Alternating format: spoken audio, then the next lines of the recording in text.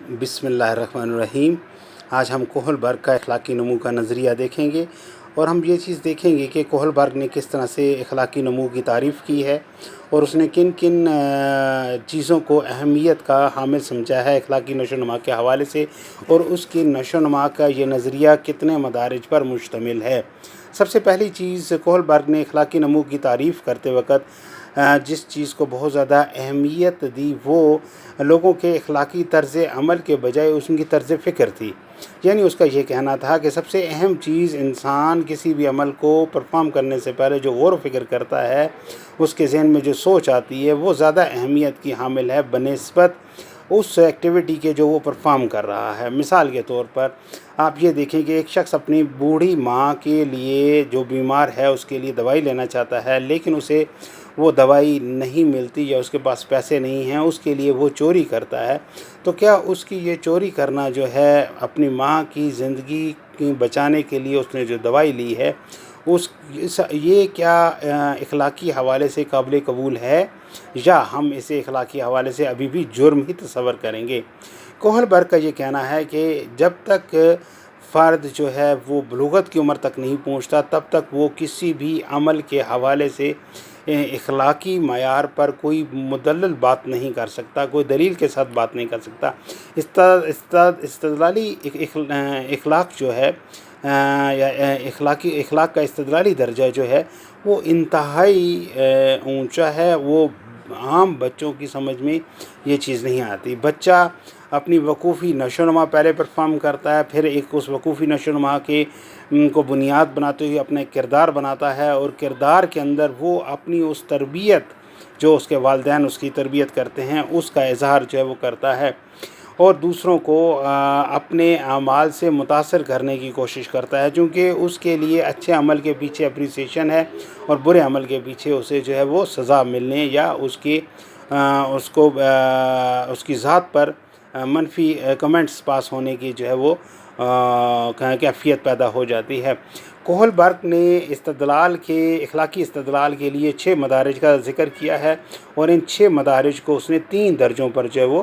بیان کیا ہے۔ ہم ان 3 درجوں کو 1 بائی 1 ڈسکس جو ہے وہ کریں گے۔ سب سے پہلے ہمارے پاس قبل اخلاقی درجہ یا سطح جو ہے یہ آتی ہے، اس کا دورانیہ 4 سے 10 سال تک ہے۔ اس کے دوران بچہ کوئی بھی ایکٹیویٹی جب پرفارم کرتا ہے تو اس ایکٹیویٹی کی بنیاد پر اسے مثبت یا منفی انداز میں جو ہے وہ جج کیا جاتا ہے۔ یعنی یہ وہ سطح ہے جس سطح کے اوپر بچے کے ذہن میں صرف ایک ری انفورسمنٹ کا کانسیپٹ موجود ہوتا ہے۔ مثال کے طور پر ہم بچے کو جب کوئی کہانی سناتے ہیں اور اس کا الٹیمیٹ جو مورل ہم اس کو بتاتے ہیں، اخلاقی درس اینڈ میں بتاتے ہیں، لیکن بچہ جو ہے وہ اخلاقی درس کو اتنا غور سے نہیں سنتا جتنا وہ پوری کہانی کو غور سے سنتا ہے،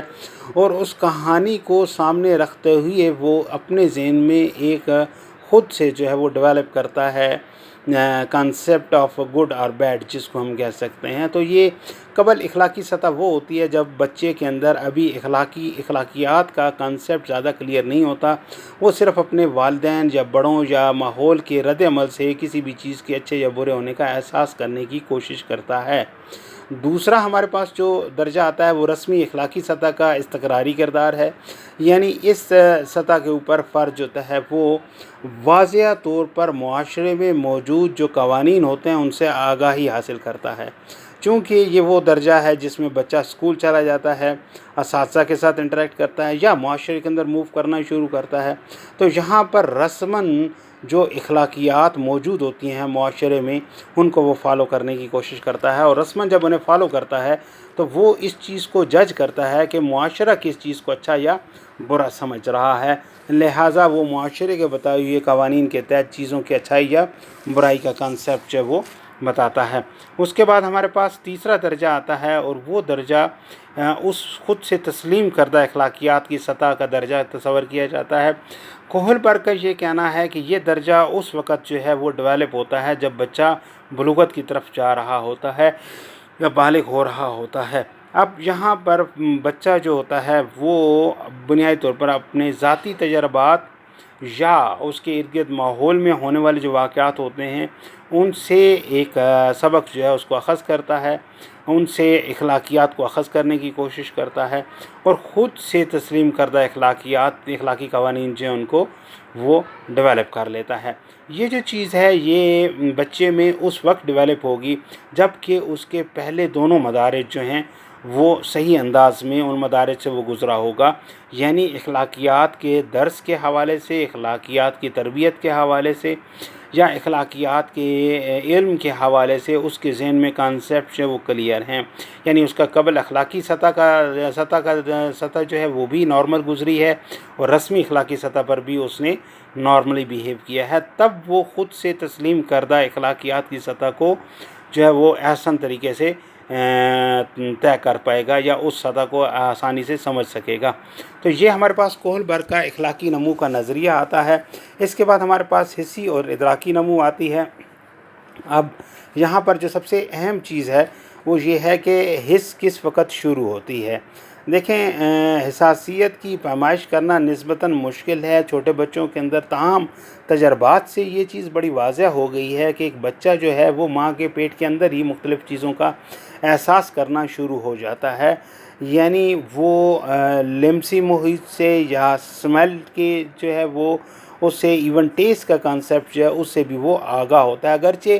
یہ صلاحیتیں اس میں مکمل نہیں بنی ہوتی، کسی حد تک اس میں یہ صلاحیتیں موجود ہوتی ہیں لیکن تکمیل ان کی نہیں ہوتی۔ تکمیل پیدائش کے بعد ہی ہوتی ہے، جب وہ مکمل طور پر ان تمام سینسز کو اس دنیا میں آنے کے بعد آپریٹ کرنے کے قابل جو ہے وہ بناتا ہے۔ تو تجربات نے یہ چیز بھی ثابت کی ہے کہ احساس لمس جو ہے وہ بچے کے اندر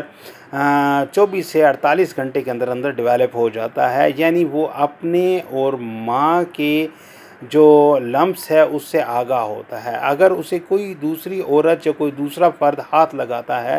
تو وہ اس ہاتھ اور اپنی والدہ کے لمس کے درمیان جو فرق ہے اس کو آسانی سے جج کر سکتا ہے۔ یہ قدرت کے قوانین ہیں جن کے مطابق یہ ریسرچ سے، تجربات سے یہ چیز ثابت ہوئی ہے کہ 48 گھنٹوں کے اندر جو بچہ ہوتا ہے وہ احساس لمس سے جو ہے وہ آگاہ ہو جاتا ہے۔ اس کے علاوہ وہ اپنے ماحول کے اندر سردی، گرمی یا جو ٹیمپریچر ہوتا ہے اس سے، نائز وغیرہ کا ہو جانا، شور ہے یا خاموشی ہے، اس سے بھی وہ آگاہ ہوتا چلا جاتا ہے۔ تو حسی اور ادراکی نمو جو ہے یہ بچے کے اندر پیدائش سے پہلے عارضی طور پر یا بہت کم مقدار میں یہ ڈیولپ ہوئی ہوتی ہے، لیکن جیسے بچہ پیدا ہوتا ہے اس کے بعد جیسے جیسے وہ گرو کرتا ہے تو اس کے اندر حسی اور ادراکی نمو بہتر سے بہتر ہوتی چلی جاتی ہے۔ درجہ حرارت کی حس کو اگر ہم اسٹڈی کریں تو بچے جو وقت سے پہلے پیدا ہو جاتے ہیں وہ نامناسب درجہ حرارت کا دودھ پینے سے انکار کر دیتے ہیں۔ عام طور پر وہ بچے جو نارملی ڈیولپ کرتے ہیں ان کا باڈی ٹمپریچر بھی نارمل ہوتا ہے اور وہ نارمل غذا آسانی سے لے لیتے ہیں۔ پہلے 2 ہفتوں کے دوران بچے کو ہم بے ہوش کیے بغیر اگر کوئی انجیکشن لگائیں یا اس کے ختنہ کیا جائے تو اس کو اتنا زیادہ پین فیل نہیں ہوتا، چونکہ اس کے پین کے جو محسوس کرنے کے جو اس کے اعصاب ہیں وہ اتنے زیادہ ایکٹیو نہیں ہوتے، لیکن وقت گزرنے کے ساتھ ساتھ انسان کے اندر یہ اعصاب بھی بہت ایکٹیو ہو جاتے ہیں۔ یہ ہمارے پاس مختلف جو ہے وہ نشو و نما کے مختلف انداز ہیں جو کہ آپ کے سلیبس کا حصہ جو ہے وہ شامل ہیں، آپ کے سلیبس میں یہ چیزیں شامل ہیں۔ انشاءاللہ میں آپ کو اس چیپٹر کے تقریباً یہ چیپٹر آپ کا کمپلیٹ ہو چکا ہے، جو آپ کے سلیبس کے مطابق جو ٹاپکس ہیں وہ میں نے آپ کو پڑھا دیے ہیں۔ تو انشاءاللہ ان پر شارٹ آنسر کویشچن کے حوالے سے میں آپ کو کل ان کی لکھوا دوں گا، بتا دوں گا کہ کون کون سے شارٹ آنسر کویشچنز ہیں۔ اس کے بعد انشاءاللہ ہمارے پاس نیکسٹ چیپٹر جو ہے وہ شروع ہوگا جو صحت کی نفسیات ہے۔ نشو و نما کے حوالے سے اگر کوئی کویشچن آپ کے ذہن میں ہو تو آپ پوچھ سکتے ہیں۔ I will guide you properly as per your question so that you may get the query solved. Okay جی، اللہ حافظ. God bless you.